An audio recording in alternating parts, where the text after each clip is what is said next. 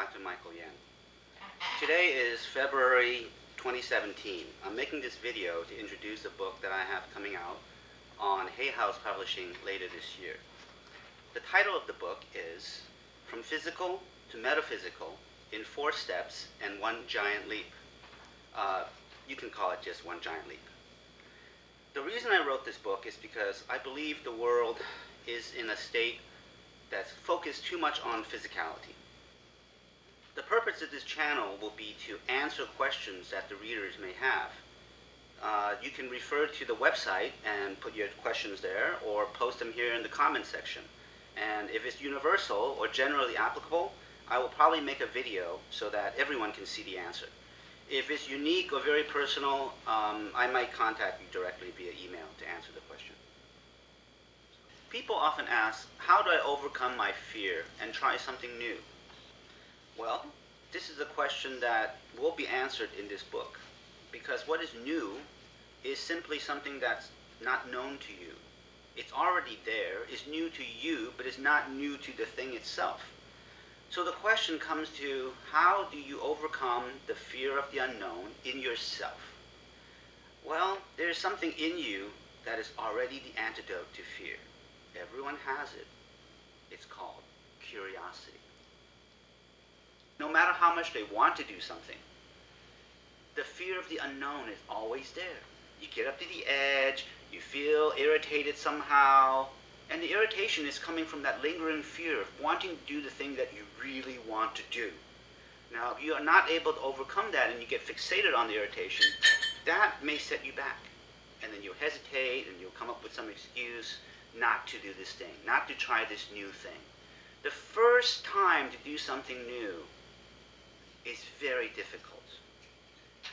People say the #1 fear of people is public speaking. It's not public speaking.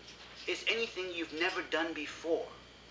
Public speaking is not generally called for in our society, so not a lot of people have done that. So I would say it's the #1 fear of something you will need to do in life, but you've never done. I think the commonality of having public speaking as the #1 fear is not so much that that act itself is so frightening. It's just that it's something you will need to do sooner or later, but you generally don't get to do in school or at home. So it's the unknown aspect of it that is so frightening. If you live in a society where you never eat meat, eating meat might be the #1 fear, because you've never done it. But you certainly wouldn't be afraid to eat meat, because you've done it so many times. So back to the question of how do you overcome that fear of something you've never done.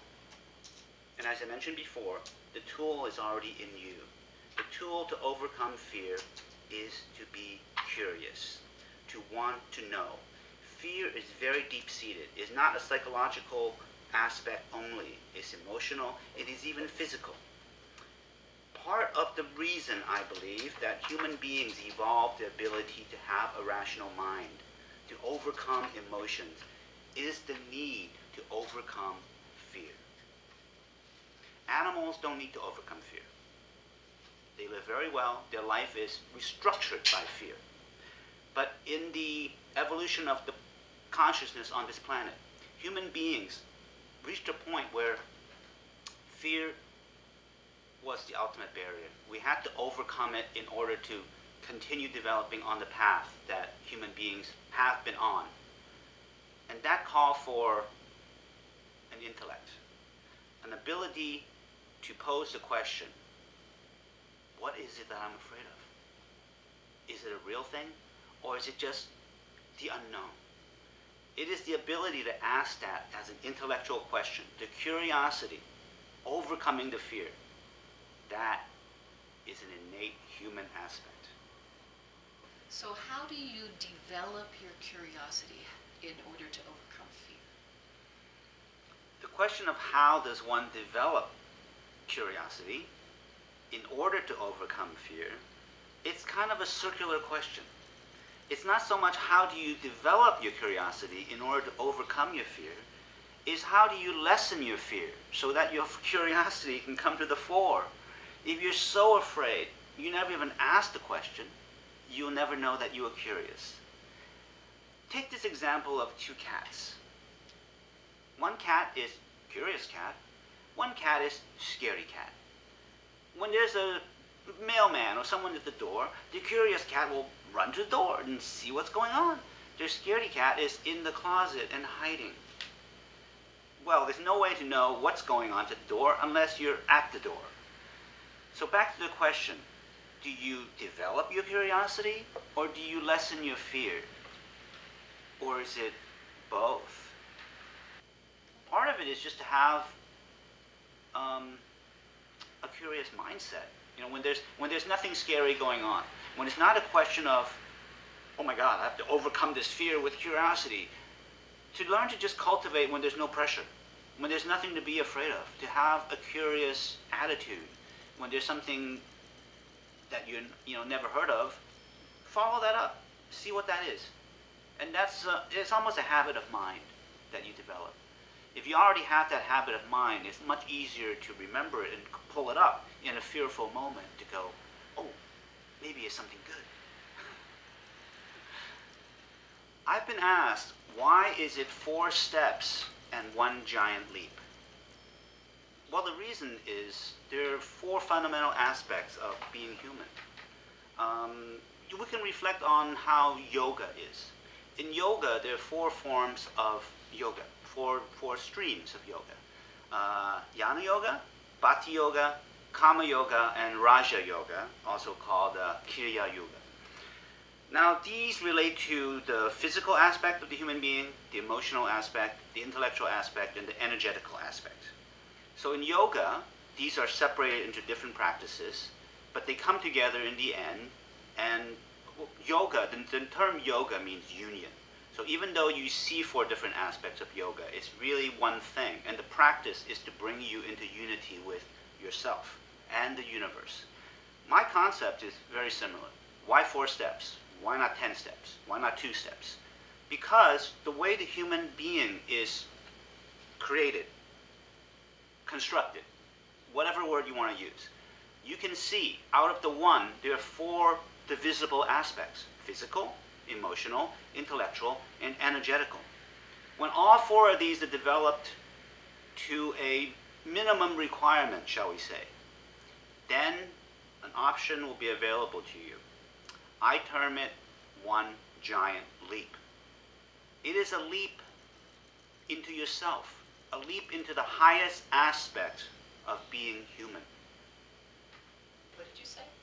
As I look into researching for this book, what I found was that each method or tradition has these elements of each part of the human being needs to be cultivated in a separate way, but also in a holistic way. You do these things individually that apply to each aspect, but they all need to be done together, sequentially, consecutively, however, but you can't really miss one step and have the whole thing completed at the end. My personal preference is to do them sequentially, like school. You need to go to 1st grade, 2nd grade, 3rd grade.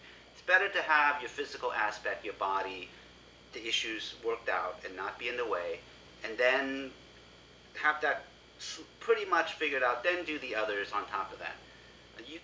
Not necessary, but some people maybe already come into the world really well figured out physically, emotionally. Then they need to just focus on their intellectual aspect. Some people, maybe their intellectual aspect is really a mess, but their physical and emotional aspects are great.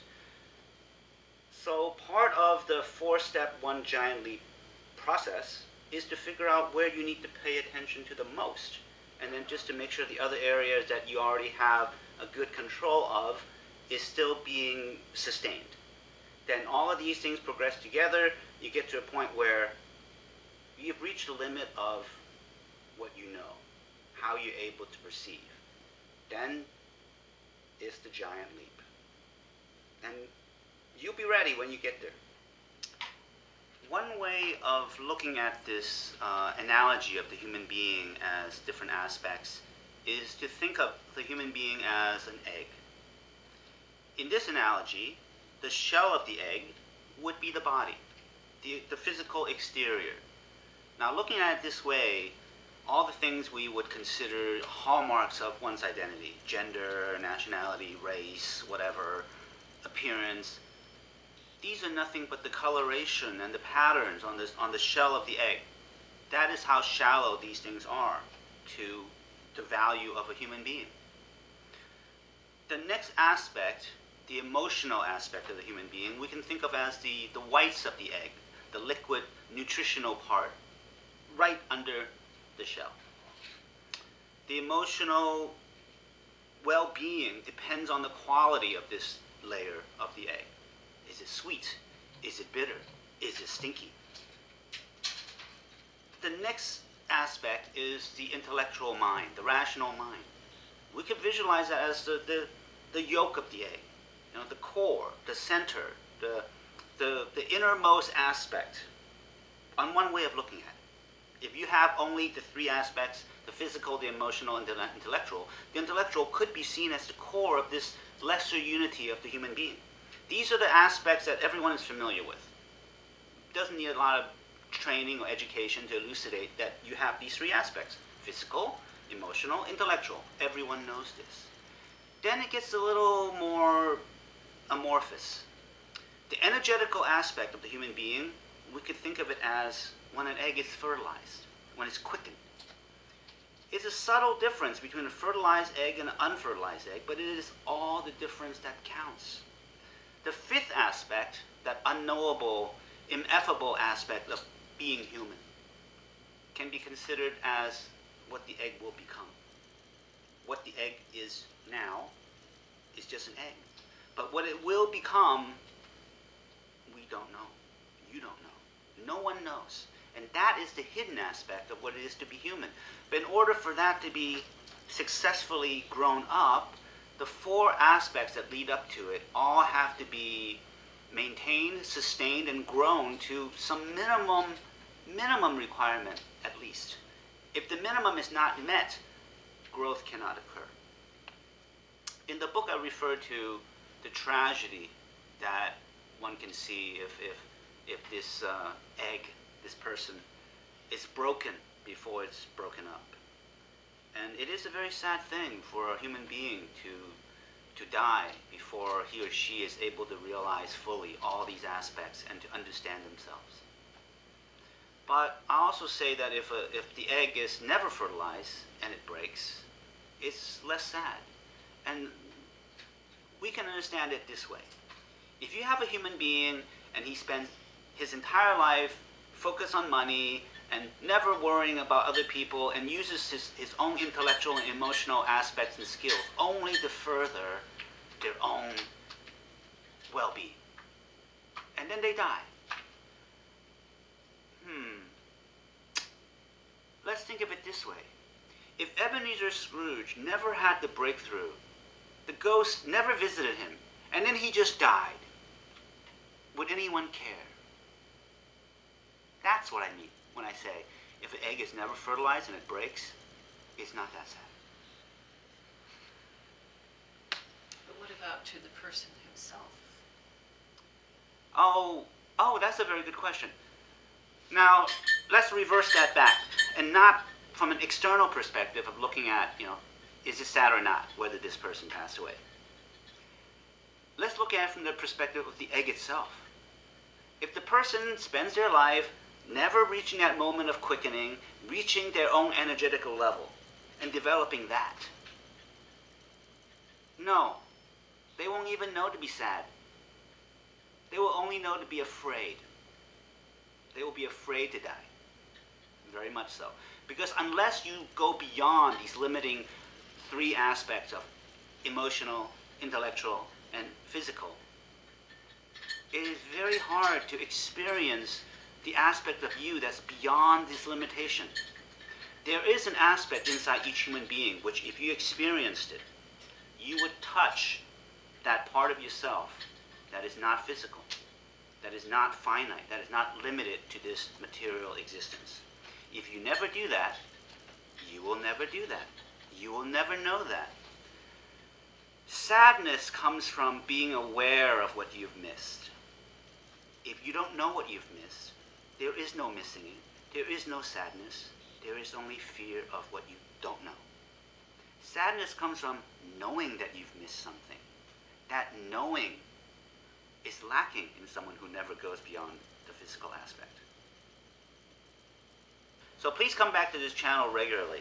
The book should be out very soon, and I'll have more videos to answer any questions that people may have. Thanks a lot. Have a good day. What could you say at the end to say? Why don't you turn that off and I'll tell you what I know.